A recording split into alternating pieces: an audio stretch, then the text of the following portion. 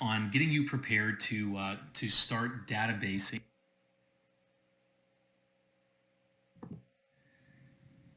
This is Charles Dehart, and I'm going to be assisting you with your training on getting you prepared to start databasing mobile home parks for your client. Okay. And some of the things administratively that we need to cover first and foremost is there's some things that you're going to need that are going to allow you to do your job better. Okay. And these things are going to be really what you need to have is you need to have them tell you, sort of give you some naming guidance, give you a sample of what type of spreadsheet they want to use and what information is important to them. We're going to be going through sort of a very generic type of database. Okay, so you're going to need to see like how we database it over in our company, but I'm assisting them in helping train you. So they may have different requirements, and you need to ensure that those requirements have been, that you know what those are, okay? The next thing is you need to be very sensitive to the naming guidance. If they want you to name things a certain way, convey progress a certain way, you need to be very conscious of that and provide them a good service as a as a virtual assistant to them and their company. Okay, just make sure that on the outset that you establish sort of how they're going to be supervising your work, how they're going to be checking your work, how they're going to be looking at the way that you're naming your files and how you're going to be communicating with them. All right, so you want to stay on the same page, and you want to make sure that the work that you provide them is the work that they actually are looking for. Okay, it's very important to do that, both from your standpoint and just from their standpoint as well, to just make sure that you guys have a very good relationship with one another.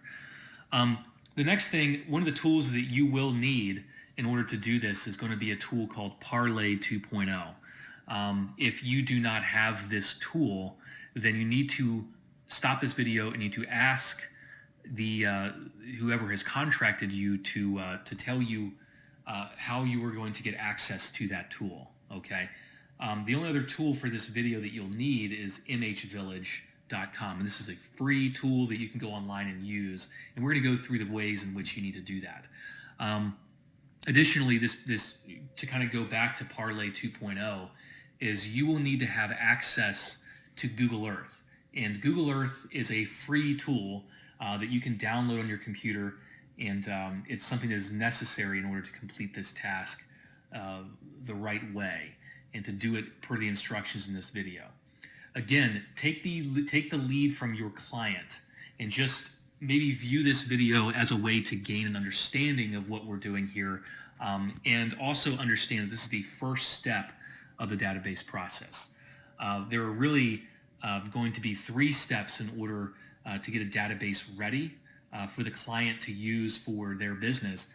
Step 1 is really all the things that we're going to cover in this video, which are really just getting a list of properties and then figuring out who owns those properties, as far as who county records says owns those properties. And then it's going to take the information in phase 2. We're going to take that information and we're going to look at a lot of these properties are owned in LLCs and things of that nature. We're going to take that data and we're going to research that data inside of the Secretary of State systems and things of that nature. Okay. And then we're going to get the actual owner's name as opposed to a company name. All right. And then the third step is a step that you may or may not be involved with, which is going to be skip tracing, trying to find accurate mailing addresses and phone numbers. All right. Okay, so for the purpose of this training, what we're going to do is we're going to use Daytona, Florida as our model here. So Daytona Beach, Florida, I'm just going to enter that name into MH Village, and I'm going to click search. What it's going to do is it's going to bring me to a listing of homes. And this right here is not what we're looking for, but what we're looking for now is the list of communities. What we'll do is we'll go to the Communities tab, and we'll click on that. And what we're going to do is we're going to scroll past these showcase communities. Now, when we go to start databasing, we will database these showcase communities, but we're going to scroll past it for now. And what we're going to do is we're going to go to any one of these that are not a showcase community, and we're going to click on them. Okay. And then we're going to scroll past them and we're going to find this area that says find communities in nearby cities. All right. Then we're going to click more, and it'll give us a listing of all of the cities that have mobile home parks inside of this metro area. All right. So let's open up the first one. And on the first one, we see a various number of communities that are in this particular city in Florida. Okay, there's 2 pages worth of them. All right, we're going to knock out the first 4 on this video so you can see this sort of in action.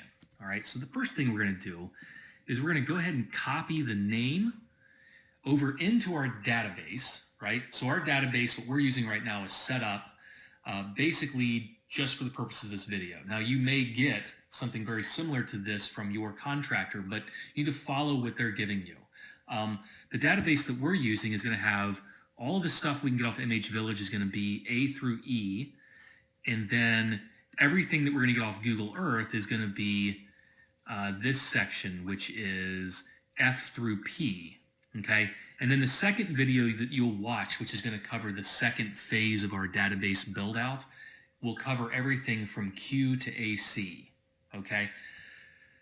All right, so what we're going to do is we're going to go ahead and enter that park name.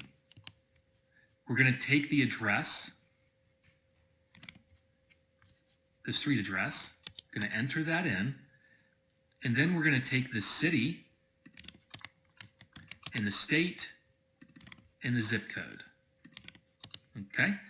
And I'm going to go ahead and take this. I'm also going to take this complete address. I'm going to put that into Google Earth. Now, one of the important setup steps that you need to worry about, or that you need to pay attention to, is that you need to follow the instructions for how you are setting up your Google Earth. And what we've done is we name ours the state plus the area, right? This is the folder where we're going to drop our pins.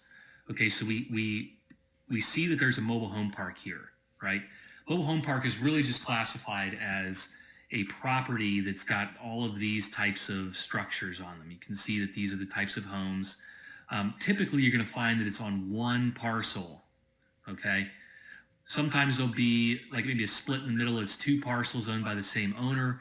And then sometimes it'll be all of these different mobile homes sitting on its own parcel. But what's important is that the singular owner owns all of the land. Okay, that's the most important part. All right, what we're going to do with this to bring this into our database is we're going to go ahead first and we're going to drop a pin directly onto the property. Okay, so we will drop a pin and we're going to name that with the name of the park.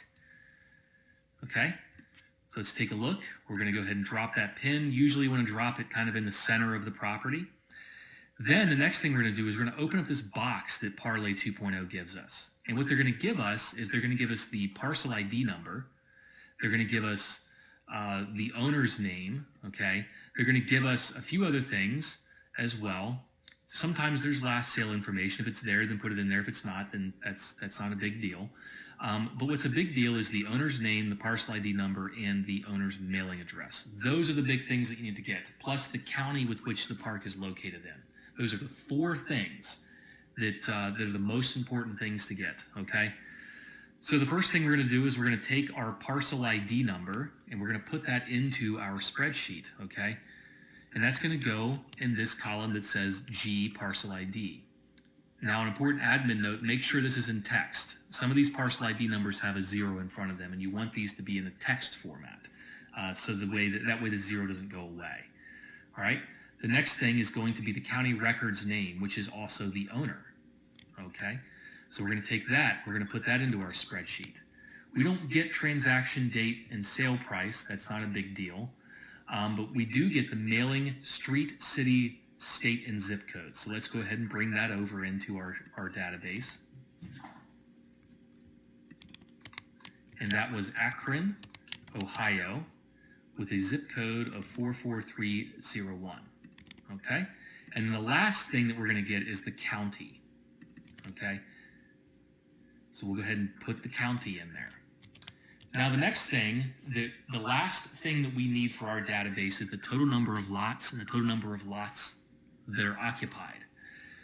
Now, sometimes you can look here on this community information page and you can get the total number of lots. It says right here, total number of lots is 230, okay? So we can take 230 and put them in there, and then the number of occupied lots is really just the number of homes that are on the property here. Now you can just make a general estimation and say, you know, all of these things that look like a home could go there, that's, you know, sort of driveways and pads for the home. Those are vacant lots, okay? So you can make a general estimation. Let's say there's about 30 vacant, there's actually more than 30 vacant lots. These lots are not even developed here. So these are undeveloped lots. So you can just take a little get a general feel for how many homes are maybe on site. And we'll say there's maybe like 150 or so. And that gives us a general idea of the type of occupancy in this park, okay? And again, you don't have to sit here and count these. It's really just an estimation, but you need to try to be as close as you can, kind of thing.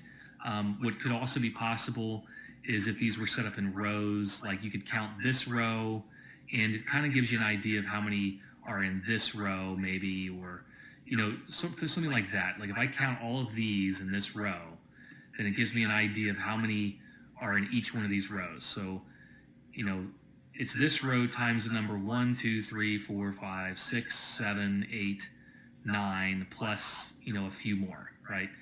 So you can do things like that. Just try to get as close as you possibly can, but don't waste your time counting them individually and trying to be as accurate as humanly possible, okay? That's not what we're trying to do here. All right, so that record is done. That's as simple as it is. So we're gonna get a little bit quicker than the next one, all right? Let's go back to our list, and the next one is Chalet North. So let's go ahead and enter our data.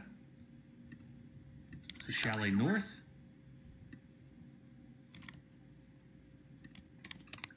Basically the same city and state, and then a different zip code. All right, let's see if it gives us total lots. In this case, it gives us 403 as the total lot count. Okay, so let's go take a look at it.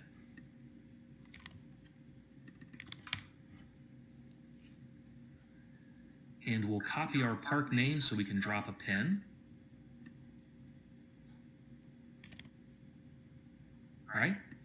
So one of the things we mentioned before is that maybe these parks are owned in multiple parcels. All right. So in this case, you see that you've got one parcel here, who the owner is Chalet North LLC. The next parcel is also owned by Chalet North LLC. Okay. So this is, both parcels make up the entire park of 403 lots. All right. So what we're going to do is we're going to drop a pin basically in the middle here. And that'll tell us that it's basically sort of in the middle of the park, both parcels, and that's it. All right. So let's start looking at our parlay data. All right. We're going to take our parcel ID number. That's the most important thing that we're going to get. We're going to take next our second most important thing, our owner. Okay. Then we're going to get the mailing street.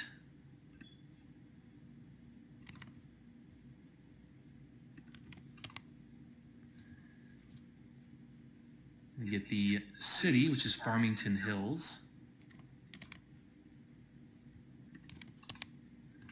Michigan, and then zip code.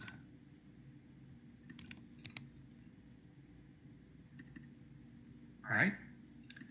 And then finally, we're going to designate the county, which is Orange County. All right. And we can make a general estimation here of how many lots are vacant. Just we'll zoom in, we'll take a look. It looks pretty full to me.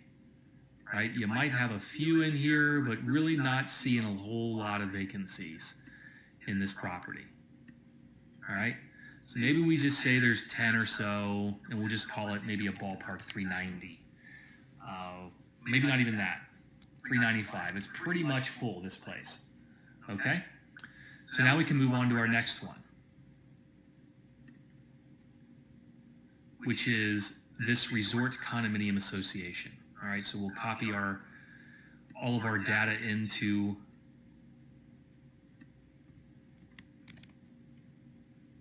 our our spreadsheet.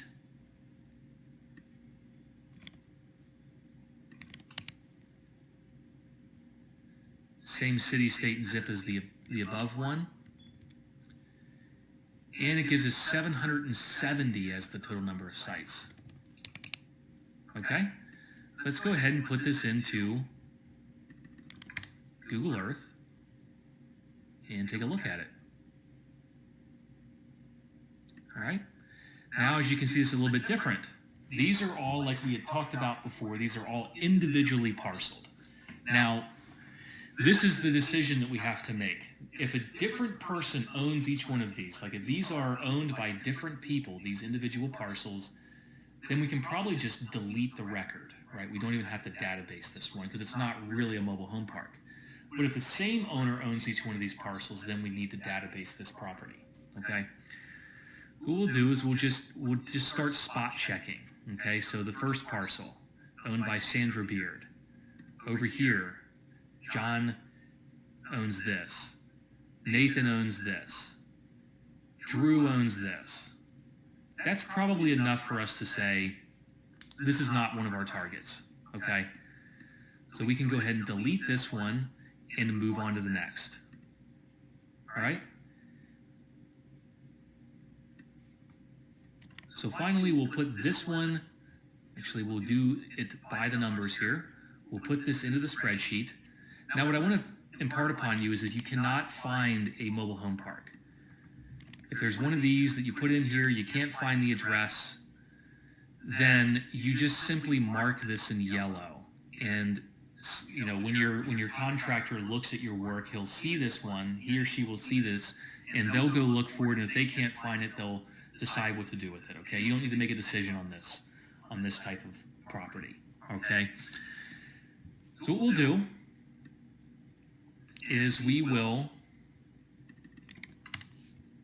input this one into our Google Earth and take a look at it.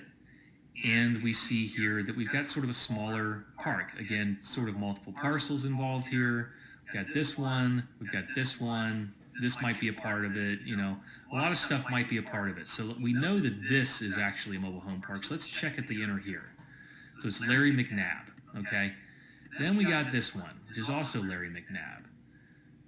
Mark Edmondson owns this piece of property.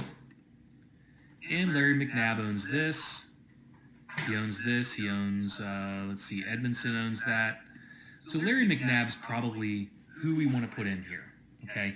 And by and large, we can sort of estimate the number of lots here as well. So let's go ahead and we will essentially mark this one.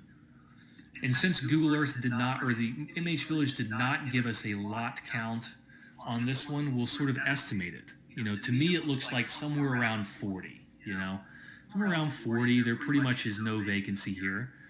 And that's pretty much what we're looking at, about 40 and 40. Okay? We've got a parcel ID number. Just use the main parcel ID number. You don't know, there's no need to put multiple parcel ID numbers in here. So use the main one, the one that is encompasses the largest amount of the park. You can copy this owner information in. You'll copy their mailing address in. And this happens to be in the same area as our park, the same zip code, okay? And then finally, we're going to take the county, Orange County. Okay? Easy as that. It's very simply as easy as that, and that encompasses basically the steps of phase 1 of our database building process. When you complete this, most likely what you're going to be doing is you're going to be sending this KMZ file. So you'll save this on your computer. You'll save the place as it's named, however you're directed to name this, and you'll send this KMZ file along with your database to the contractor. They will review it and then put you on to database phase 2. Okay?